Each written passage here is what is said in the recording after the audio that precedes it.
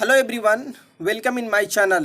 आज हम बहुत ही अहम वीडियो लेकर हाजिर हुए हैं जो आपके हर तरह के इम्तहान में इस तरह के सवाल पूछे जाते हैं और बेहद मुफीद और कारआमद हैं।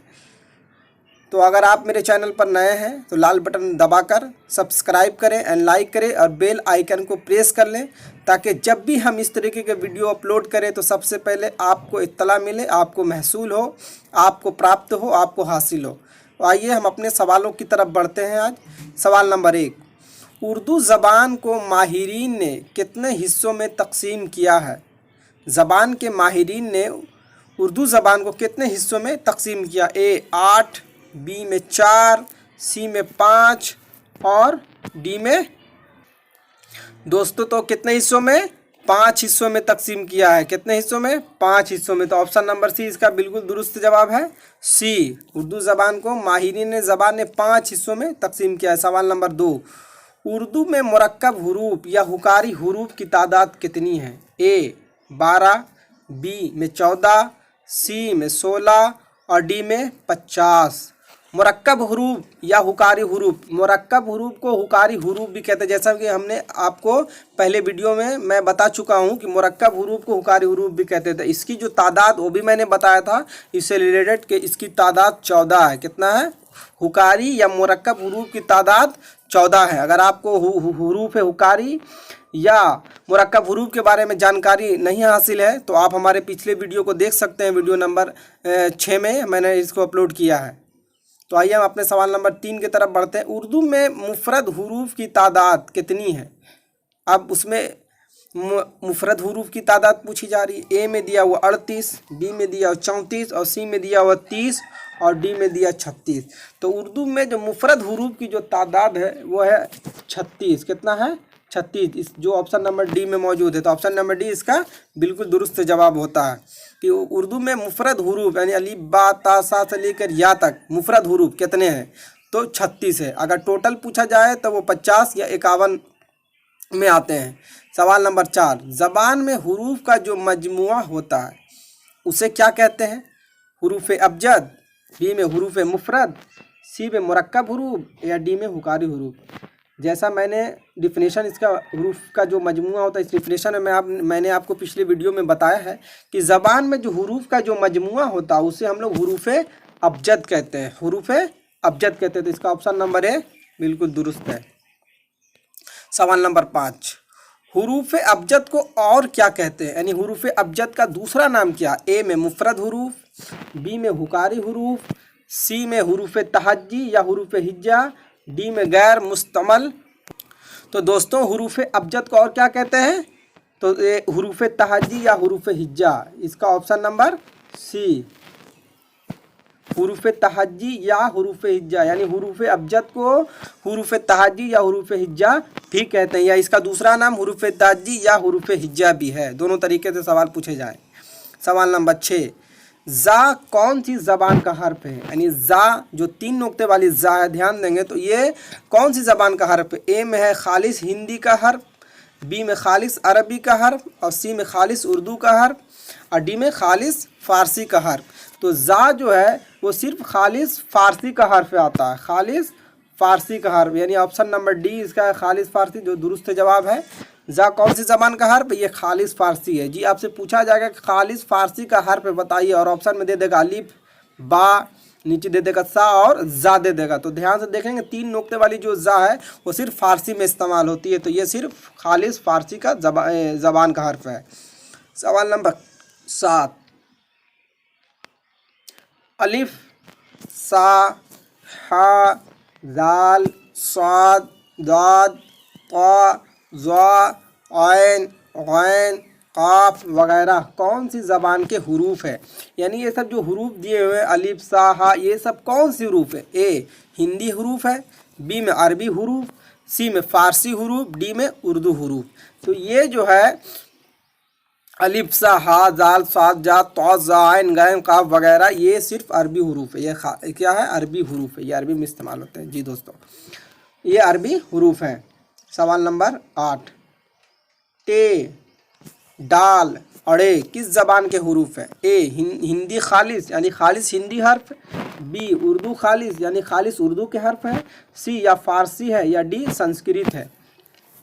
तो टे डाल और रे यानी किस जबान के हुरूफ है? तो दोस्तों ऑप्शन नंबर इसका दुरुस्त जवाब ये हिंदी खालिस यानी खालिस हिंदी का हर्फ इन्हें माना जाता है। और दोस्तों जिस हर्फ में टे डाल और रे आ जाए, जिस हर्फ में आ जाए तो उसे हिंदी का लफ्ज़ माना जाता है। इस बात को भी आप ध्यान रखेंगे, ये सवाल भी आपसे पूछा जाएगा कि एक हर्फ दे दिया जाएगा और बोला जाएगा बताइए ये कौन से हुरूफ है, हिंदी है फारसी है। तो याद रखें टे डाल अड़े किस जबान के हुरूफ है? ये हिंदी खालिस है। और ये सब जिस लफ्ज़ में इस्तेमाल हो जाए वो भी हिंदी खालिस हो जाते हैं, इस बात को भी ध्यान रखना है। तो आइए सवाल नंबर 9, लफ्ज़ के सही तलफ़ुज़ के लिए किस चीज़ का जानना जरूरी है? सही लफ्ज़ का जो सही तलफ़ुज़ हो उसके लिए हमें सही पढ़ने के लिए किस चीज़ का जानना जरूरी होता है, ये पूछा जा रहा है। ए हुरूफ का जानना जरूरी है, बी में लफ्ज़ों का, सी में इराब का, और डी में जज़म का। तो लफ्ज़ के सही तलफ़ुज़ के लिए किस चीज़ का जानना जरूरी है हमारे लिए? तो वो है इराब का जानना जरूरी है। इराब अगर हमें मालूम है, यानी ज़बर ज़ेर पेश कौन सा लफ्ज़ में ज़बर के साथ पढ़ा जा रहा है, कौन सा ज़ेर के साथ पढ़ा जाएगा, किस पर लफ्ज़ में पेश के साथ पढ़ा जाएगा, है ना। जैसे अहद पढ़ते हैं तो अलिफ पे ज़बर पढ़े या उहद पढ़े, है ना। तो ये इराब से मालूम होता है कि लफ्ज़ कैसे पढ़े जाएंगे। सवाल नंबर 10, तशदीद और तनवीन को क्या कहते हैं? ए सुकून, बी में अलामत, सी में हरकत, डी में जज़म व सुकून यानी जज़म या सुकून। क्या कहते हैं तशदीद और तनवीन को? जी दोस्तों बताएं, चुने चारों में से आप चुने कौन सा आपको दुरुस्त जवाब है। तो तशदीद और तनवीन को हम लोग अलामत कहते हैं, जो ऑप्शन नंबर बी में मौजूद है। क्या है? तशदीद और तनवीन को क्या कहते हैं? अलामत कहते हैं। जी तो इसका ऑप्शन नंबर बी बिल्कुल दुरुस्त जवाब है। सवाल नंबर 11, ज़बर ज़ेर पेश उल्टा पेश को क्या कहते हैं? ए सुकून, बी में हरकत, सी में अलामत, डी में साकिन। अब ये चार ऑप्शन दिए हैं, चारों में चुनना है। तो ज़बर ज़ेर पेश और उल्टा पेश को हम लोग क्या कहते हैं? हरकत कहते हैं। क्या कहते हैं? हरकत। ज़बर ज़ेर पेश को क्या कहते हैं? हरकत कहते हैं, याद रखना है जी। सवाल नंबर 12, मद को क्या कहते हैं? ए हरकत, बी में साकिन, सी में अलामत, डी में सुकून। तो मद को क्या कहते हैं? ये चार ऑप्शन दिए गए हैं, इसमें से चुनना है। मद को क्या कहते हैं? हरकत या साकिन या अलामत या सुकून। तो मद को क्या कहते हैं? अलामत। मद को क्या कहते हैं? अलामत कहते हैं, याद रखेंगे आप। अलामत मद है, अब मद को क्या कहते हैं? अलामत। अलामत नीचे दे दिया जाएगा कौन से हैं? अलीफ दे दिया जाएगा, तशदीद दे दिया जाएगा, पेश दे दिया जाएगा, ज़बर दे दिया जाएगा, ज़ेर दे दिया जाएगा। ठीक है, इस तरीका पूछ, इससे उल्टा नीचे साइन दे के पूछ लेगा। तो मद को क्या कहते हैं? अलामत। सवाल नंबर 13, जिस हर्फ पर कोई हरकत हो उसे क्या कहा जाता है? जिस हर्फ पर कोई हरकत हो उसे क्या कहते हैं? एक तो हरकत कहते हैं कि ज़बर ज़ेर पेश ये हरकत है, लेकिन जिस हर्फ पर अगर ज़बर ज़ेर पेश हो तो उसे क्या कहते हैं? ए साकिन कहते हैं, बी मुतहर्रिक कहते हैं, सी गैर मुतहर्रिक कहते हैं, डी में मुस्तकिल कहते हैं। क्या कहते हैं दोस्तों? तो जिस हर्फ पर हरकत होता है उसे हम लोग मुतहर्रिक कहते हैं। तो मुतहर्रिक कहाँ है? जो ऑप्शन नंबर बी में मौजूद है, मुतहर्रिक। जिस हर्फ पर हरकत हो उसे मुतहर्रिक, जैसे अलिफ पर ज़बर है तो हरकत है, तो अलिफ को मुतहर्रिक हर्फ कहेंगे। कौन सा हर्फ कहेंगे? अलिफ मुतहर्रिक हर्फ है। सवाल नंबर 14, ज़बर कहाँ लगाया जाता है? ए हरफ के नीचे, बी हरफ के ऊपर, सी हरफ के बीच में, डी हरफ के पास। देखिए दोस्तों ये बहुत ही आसान सवाल है और आपको हल करना है। ज़बर तो आप सब जानते हैं कि ज़बर हमेशा हर्फ के ऊपर लगता है, हर्फ के ऊपर, जो ऑप्शन नंबर बी में है, हर्फ के ऊपर लगता है। ज़बर कहाँ लगता है दोस्तों? हर्फ के ऊपर। तो ऑप्शन नंबर 14, ये सवाल नंबर 14 का ऑप्शन नंबर बी दुरुस्त जवाब हुआ। सवाल नंबर 15, जिस हर्फ पर ज़बर होता उसे क्या कहते हैं? ए मफ्तूह, बी में ममदूदा, सी में मकसूर, डी में साकिन। तो दोस्तों जिस हर्फ पर ज़बर होता है, जिस हर्फ पर ज़बर होता है उसे हम लोग मफ्तूह कहते हैं। क्या कहते हैं? मफ्तूह कहते हैं।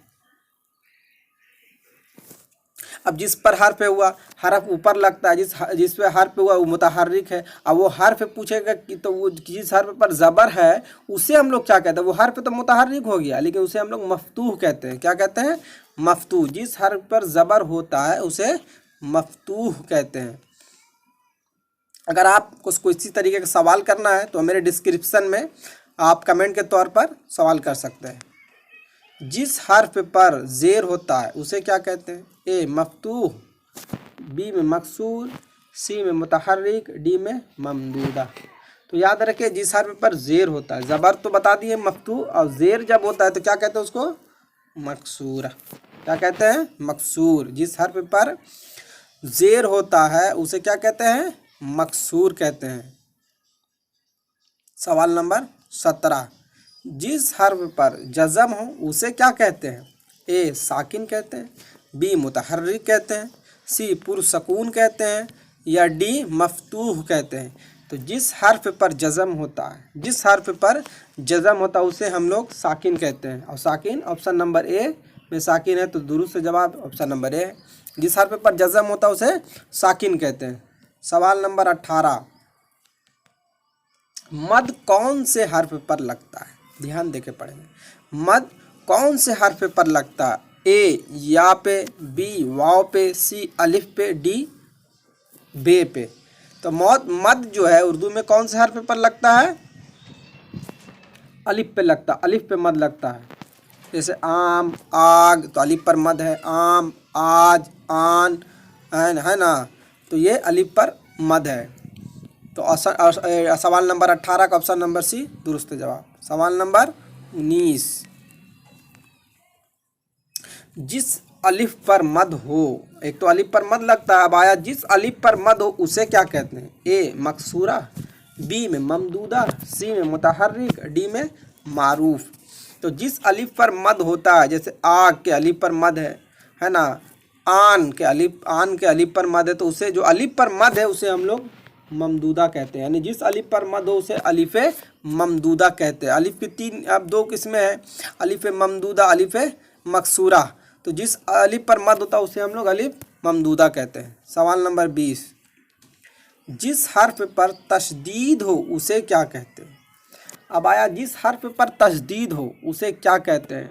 जैसे अब्बा, है ना, जैसे सुम्मा, जैसे कल्लू, तो लाम पर तशदीद है, तो उसे क्या कहते हैं? जिस हर्फ पर तशदीद उसे क्या कहते हैं? ए मुतहर्रिक, बी में मुशद्दद, सी में मफ्तूह, और डी में मकसूर। तो जिस हर्फ पर तशदीद हो उसे हम लोग मुशद्दद कहते हैं। क्या कहते हैं? मुशद्दद। ऑप्शन नंबर 20 का दुरुस्त जवाब। सवाल नंबर 21, खड़ा ज़बर वाले अलिफ को और क्या कहते हैं? ए अलिफ मकसूरा, बी में अलिफ मकसूरा, और सी में ममदूदा, और डी में मुतहर्रिक। मैंने खड़ा ज़बर वाले अलिफ को क्या मुतहर्रिक कह दिया? नहीं, खड़ा ज़बर वाले को हम लोग अलिफ मकसूरा कहते हैं। ए खड़ा ज़बर वाले अलिफ को और क्या? जैसे अलिफ खड़ा ज़बर आ, बा खड़ा ज़बर बा, ऐसे रहे, यानी अलिफ पे जो खड़ा ज़बर रहती है उसे हम लोग अलिफ मकसूरा कहते हैं। ठीक है, बा पे खड़ा ज़बर रहेगी तो बा मकसूरा हो जाएगा। ठीक है। सवाल नंबर 22, बादशाह, आ, शाह, गवाह में कौन सी हा है? बादशाह, आ, शाह, गवाह में कौन सी हा है? हाय हवज़, ये हाय मुख्तफ़ी, या हाय खित्ती, हाय मलफूज़ी। तो हा की दो किस्में हैं, हाय मलफूज़ी और हाय मुख्तफ़ी। तो जान लें, जिस हा का तलफ़्फ़ुज़ साफ़ होता है, जैसे बादशाह की हा, आह का हा पता चल रहा, शाह की हा पता चल रहा, यानी लिखा हुआ भी हा है और आवाज़ भी हा की आ रही, तो उसे हम हाय मलफूज़ी कहते हैं। क्या कहें? हाय मलफूज़ी, जो ऑप्शन नंबर डी में मौजूद है। हाय मलफूज़ी इसका दुरुस्त जवाब। बादशाह, आह और शाह और गवाह में कौन सी हा है? हाय मलफूज़ी। सवाल नंबर 23, अब देखिए इधर नामा, नाला, जामा, अमामा वगैरह लफ्ज़ों में कौन सी हा होती है? ए हाय मुख्तफ़ी, बी हाय मलफूज़ी, सी हाय मारूफ, डी में हाय खित्ती। तो नामा, नाला, जामा, अमामा, ये हा तो है लेकिन पढ़ने में नहीं आ रहा, अलिफ की आवाज़ दे रही। तो जो अलिफ की आवाज़ दे यानी नामा, नाला, हा रहते अलिफ की आवाज़ दे यानी वो हाय मुख्तफ़ी है। हाय मुख्तफ़ी, हा वो छुपा हुआ है, खफ़ी है ना, वो छुपा है। तो ऑप्शन नंबर ए इसका दुरुस्त जवाब हुआ है। नामा, नाला, जामा, अमामा वगैरह लफ्ज़ों में कौन सी हा होती है? हाय मुख्तफ़ी होती है। ऑप्शन नंबर ए इसका दुरुस्त जवाब है। सवाल नंबर 24 है वाव है, मजहूल है। ऑप्शन नंबर सी, वाव मजहूल है। ऑप्शन नंबर सी इसका है। शोर, मोर, जोर में कौन सा वाव है? वाव मजहूल है। सवाल नंबर 26 ख्वाब, ख्वाहिश, दरखास्त में वाव की कौन सी किस्म है? ए वाव मारूफ है, वाव मजहूल है, वाव साकिन है, वाव मादूला है। तो ख्वाब, ख्वाहिश, दरखास्त में वाव की कौन सी किस्म है? वाव मारूफ ना मजहूल है, वाव मादूला है। इसमें क्या है? वाव मादूला, जो ऑप्शन नंबर डी में है। इसका सही जवाब वाव मुद्दा, यानी वो वाव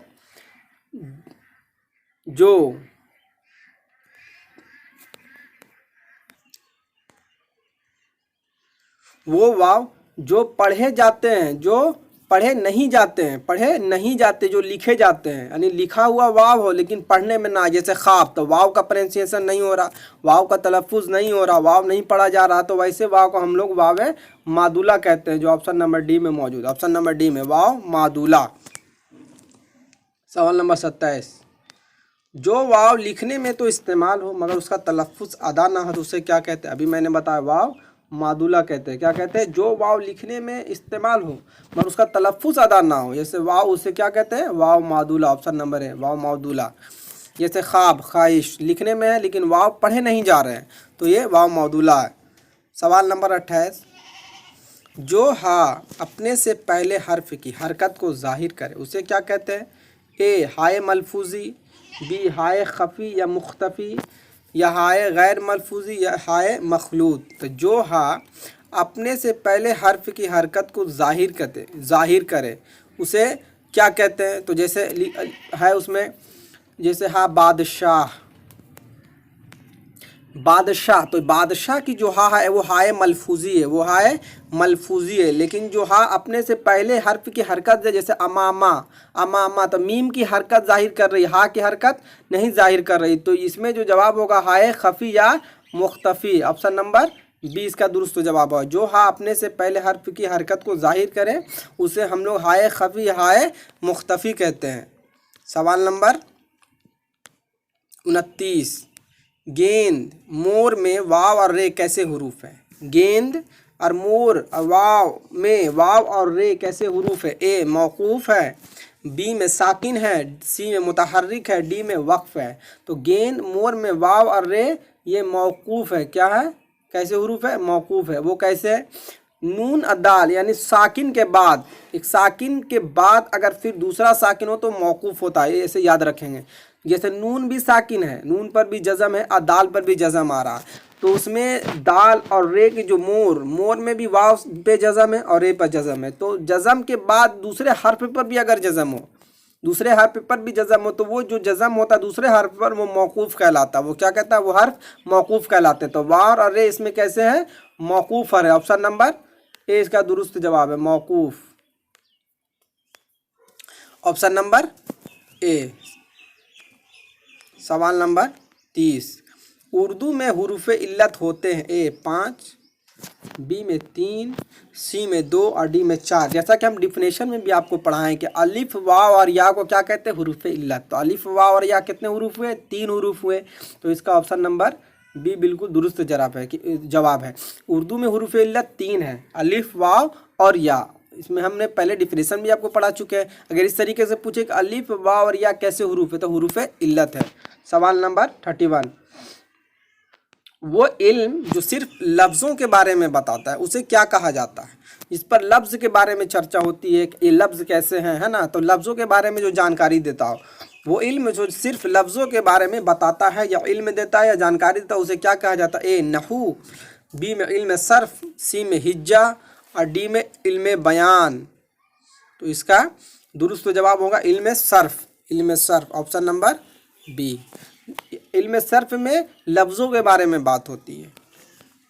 सवाल नंबर 32, जिस इल्म में जुमलों और फ़िक्रों पर बहस हो उसे क्या कहते हैं? जिस इल्म में जुमलों और फ़िक्रों यानी जुमला में, अब जुमला पहले लफ्ज़ पर हुआ, अब ये इसमें पूछा जा रहा है कि जिसमें जुमले पर बहस हो, जुमले पर चर्चा हो या फ़िक्रों पर बहस हो, उसे क्या कहते हैं? तो उस इल्म को हम इल्म नहू, बी इल्म सर्फ या इल्म उरूज या इल्म बयान, ये 4 ऑप्शन दिए हैं। तो उस जिस इल्म में जुमलों और फ़िक्रों पर बहस होती है उसे हम इल्म नहू कहते हैं। ऑप्शन नंबर ए इल्म नहू। मैं डिटेल बता रहा हूं दोस्तों ताकि आपको एग्जामिनेशन में किसी तरीके की प्रॉब्लम ना हो। मैं सीधे सीधे भी ऑप्शन पे टिक लगा सकता हूं, लेकिन मैं डिटेल बताने की कोशिश कर रहा हूं ताकि आपके जहन में बैठ जाए और एग्जाम में आपको किसी तरीके से आप गलती ना करें। आइए आखिरी सवाल, सवाल नंबर 33, तनवीन किस हर्फ पर लगती है? ए अलिफ पर, बी किसी पर भी, सी नून पर, डी वाव पर। तनवीन, तनवीन किसे कहते हैं ये जाने। हम लोग 2 ज़बर और 2 ज़ेर और 2 पेश को तनवीन कहते हैं। तो उर्दू में जो तनवीन लगती है वो अलिफ पर। तो ऑप्शन नंबर ए इसका दुरुस्त जवाब है। किसी पर भी नहीं, ना नून पर, ना वाव पर, ना किसी और हर्फ पर। तनवीन जो लगती है वो अलिफ पर लगती है। जैसे कि फ़ानन, नन के अलिफ पे लिखते हैं। उमूमन, मीम पे 2 ज़बर लगते हैं तो अलिफ पे लिखते हैं 2 ज़बर। तो तनवीन किस हर्फ पर लगती है? अलिफ पर लगती है। किस हर्फ पर लगती है? अलिफ पर। तो दोस्तों अगर वीडियो पसंद आया हो तो सब्सक्राइब कर ले और लाइक कर ले, अब बेल आइकन को प्रेस करना ना भूले। तो मिलते हैं नेक्स्ट वीडियो के साथ। Thanks for watching video.